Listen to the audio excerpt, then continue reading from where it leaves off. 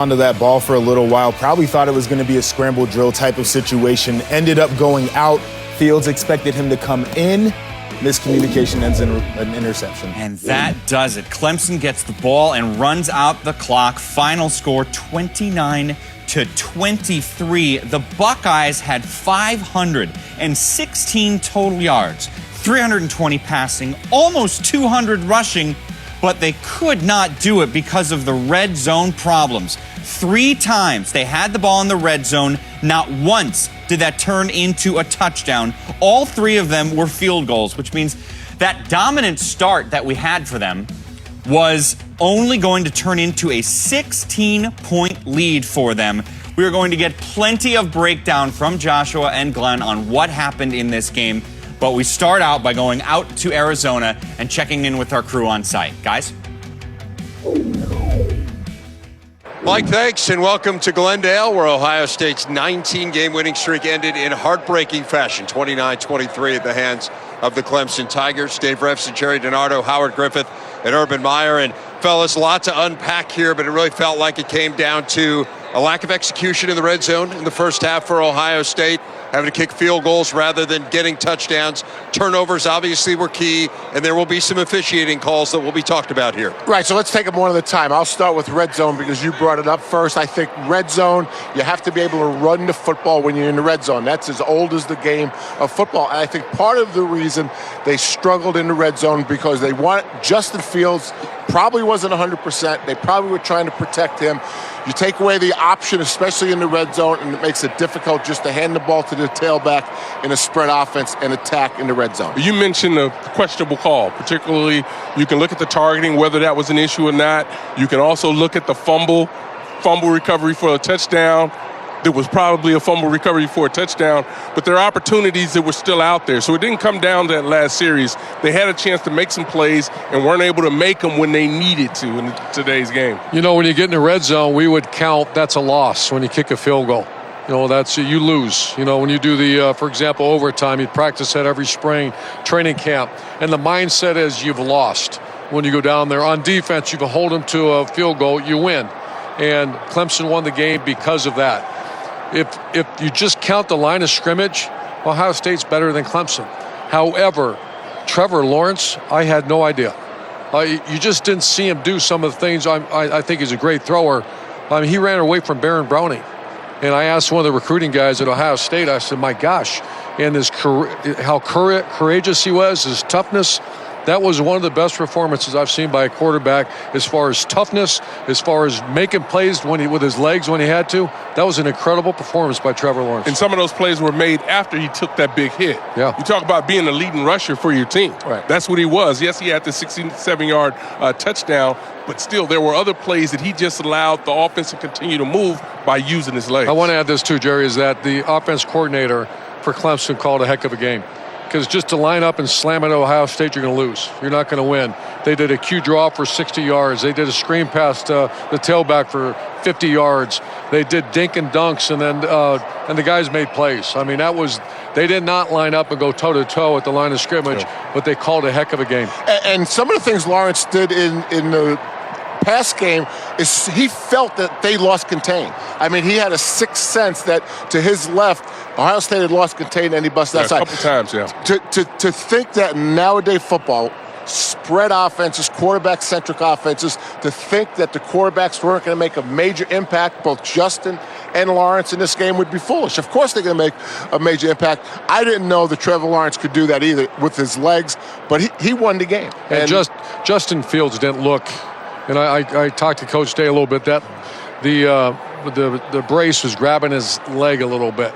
And you could see him, he wasn't popping up, and he wasn't playing with that violence that he did earlier in the year. Yeah. And then J.K. Dobbins, when he rolled the ankle, he played well, but he didn't have the same juice after that injury. 144 rushing yards in the first half for him. He had just 32 after halftime, so a huge difference there. And, of course, got injured there right at the very beginning of the second half. You saw him kind of come up limping, and that was a huge issue for Ohio State. The big plays really stood out to me too, guys. I mean, we talked all year about how Ohio State had cut down on giving up the big plays. Just 12 over 30 yards all year. They gave up 4 in this game, so 1/3 of the total from the previous 13 games. But I think it's different than last year. I mean, last year I thought there was times when Ohio State voided a gap. This was just Lawrence making plays. I don't think you could go back and look at the defense and say it wasn't a sound defense. I think you'd go back.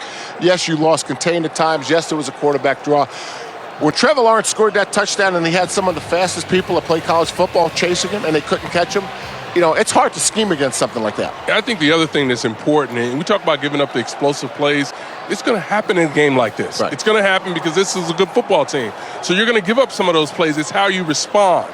Dobbins played an unbelievable game, really courageous coming back from that ankle, continuing to go out there and play hard, but he had a couple of drops that also were critical. That screenplay was going to be a touchdown. But he bounced back. He continued to play through that, so that's really a positive for him. 6-point game, 2 great teams. You think of JK's catch, and then they turned it over. You think of the targeting penalty, and you think of a couple other penalties, and it's such a fragile game. It's such a fragile game, 6-point ball game. You look statistically, Ohio State won the game. Quarterback had 2. Justin Fields 2 picks. He's had 1 all year. Right. Had 1 all year. How about on the positive side, how about the 4th down call where Ryan Day calls the touchdown pass? I mean, seriously. I mean, that's hard to do. I mean, that's really hard to do. One of the outstanding plays, but I think when you go back to the targeting with Wade, and we talked about this all week, how important he was because of the communication that happens with these corners. When he went out, they immediately attacked Rip. Now, Rip came back and made a heck of a play. But it took him a while to get going. He's an outstanding player, but when you lose a guy like Wade, the confidence in the secondary changes when you're playing against a passing offense like this. You know what bothered me about the targeting call, other than, Lawrence lowered his head and there's nothing Wade could do. The way the officials did it right like that, it was almost like they didn't think it was a close call. I thought it was a really, really close call. And for them just to make it that quickly, they couldn't have reviewed it but for a minute.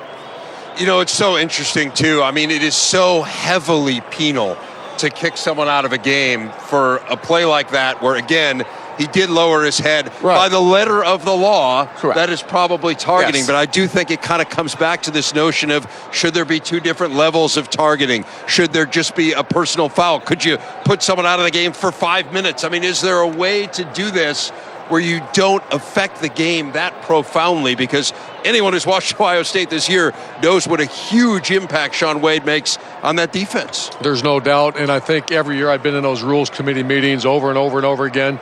I would never complain about it because I know how safe the game is now compared to what it was. I do think they're continuing to work on it because does a punishment fit the crime? Right. Competed hard. I mean, he was probably about 90%.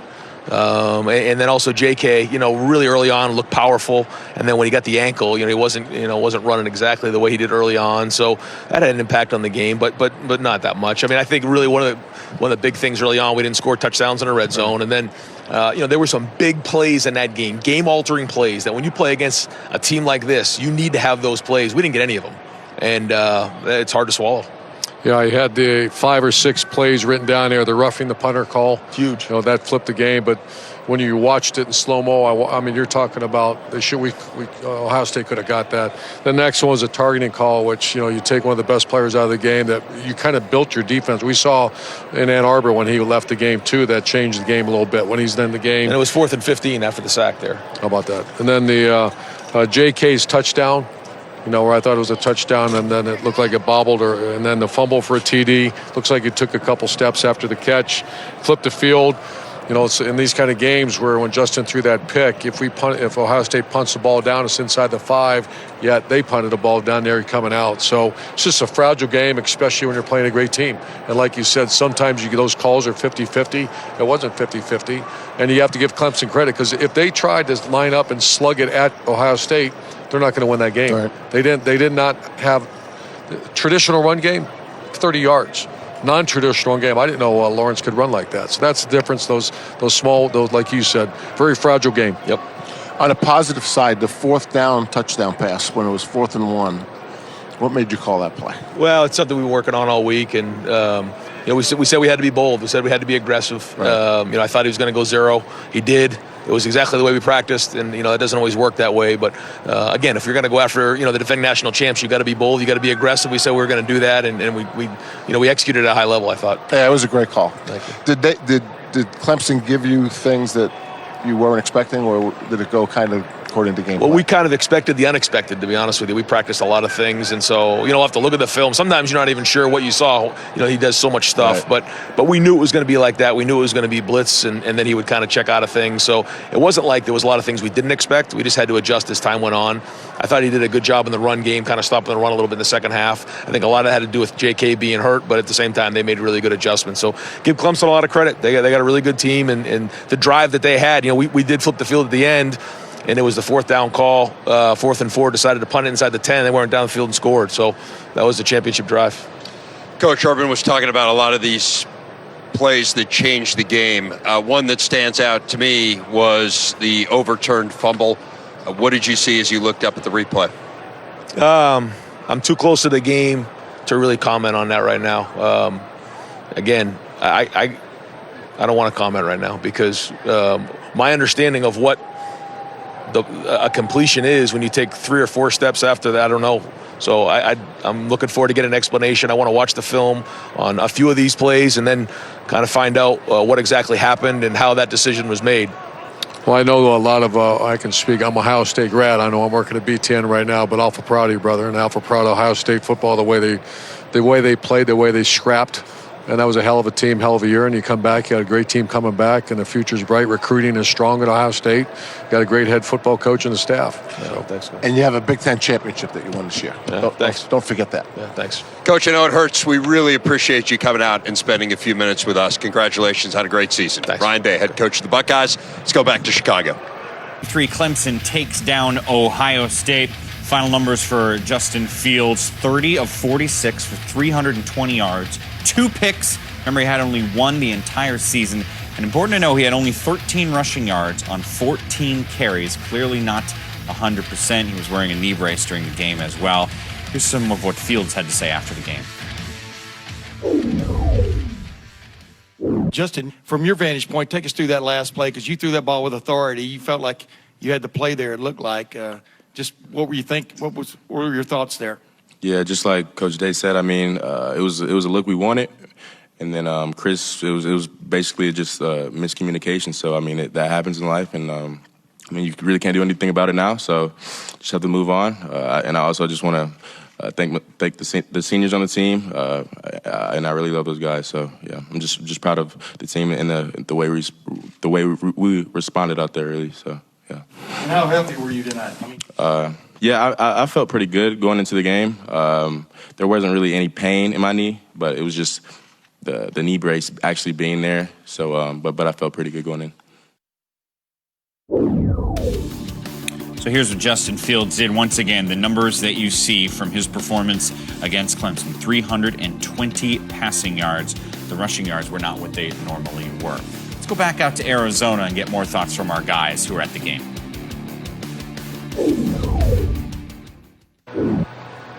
Continuing our coverage here from Glendale after Ohio State fell to Clemson 29-23. And guys, there'll be a lot of calls that are going to be debated about this game for years to come. The targeting call is one that we've already discussed at length. How about the overturned fumble for the touchdown that really, it looked like the Buckeyes had gained back momentum. What did you guys see in that play? Okay, in real time, it was difficult to really tell. In slow motion, here's what I saw. I saw the receiver having total control of the ball for at least 1 second. In other words, he didn't bring it into his body, but he had it grasped, and it never bobbled long enough that I considered that a fumble watching the slow replay. Well, he never bobbled it. Right. He caught the ball and took probably 2.5 steps before it was stripped out. It was a great play by Akuta to make that type of play. I just wonder if, because he didn't pull it into the body, did that affect the call? Obviously it did. It had to be the one thing. On field, I thought it was a catch fumble. When I started watching the replay on the screen, my understanding is you have to finish the catch.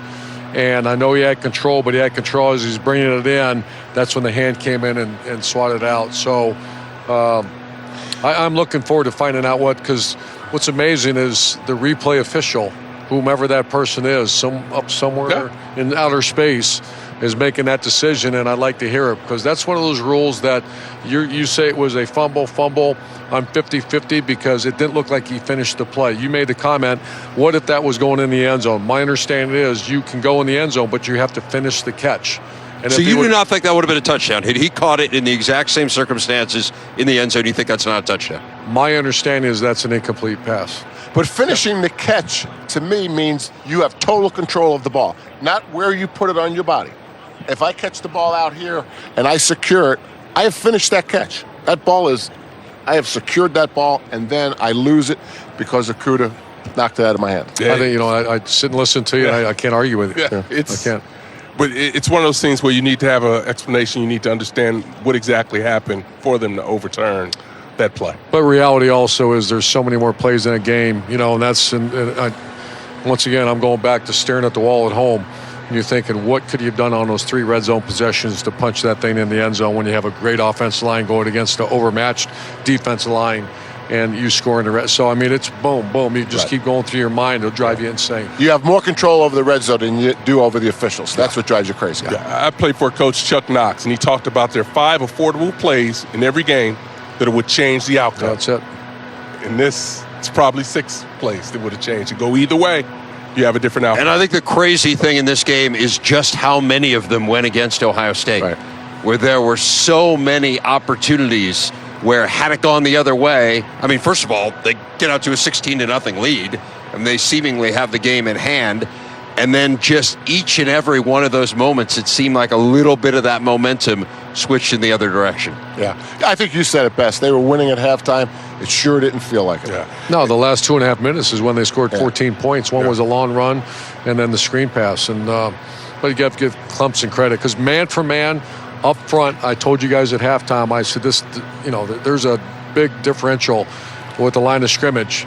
However, they played so smart on offense, using the quarterback run the way they did, and dinking and dunk them, and then that last little trick play where they fake Q run into a little pop pass. Excellent play calling by Clemson. They outgain a team by nearly 100 yards. You have far more first downs. You outpossess them by about 7 minutes. Just about everything went exactly how you would turnovers. script it. Turnovers were huge. Difference, 2 turnovers versus none.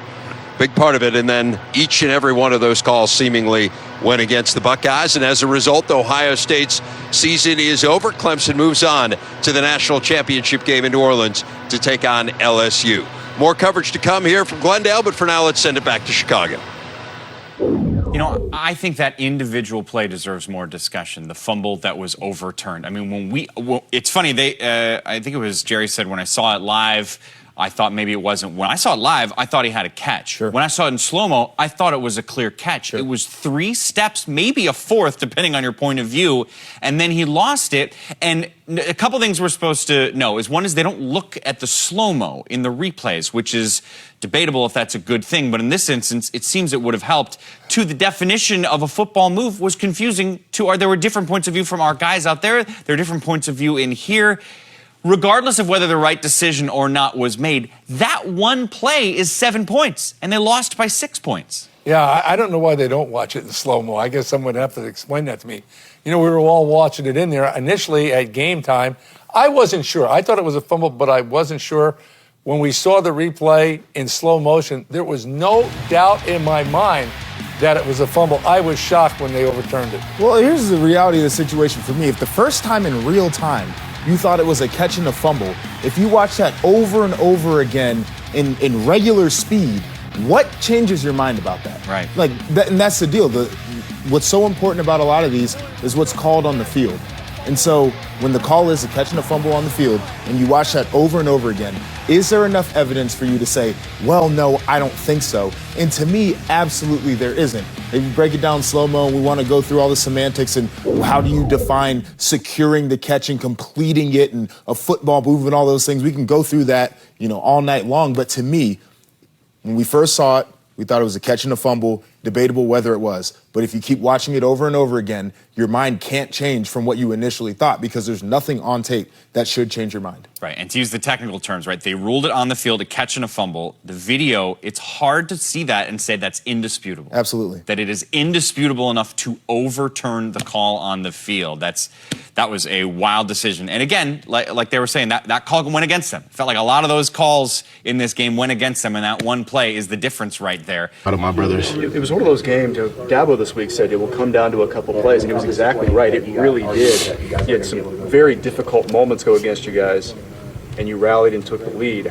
What do you think you learned about your team's character, your resolve, those kind of things that matter? Yeah, we definitely have a lot of character on our team. We got a lot of guys that just want to win and want to do it for their brothers. And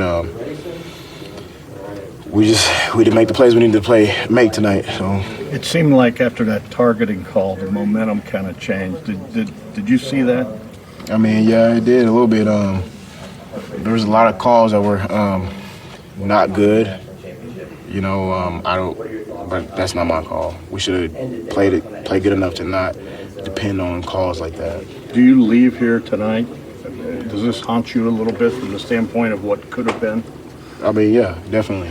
You know, just go back to the drawing board and get better. You'll be back next year? We'll see.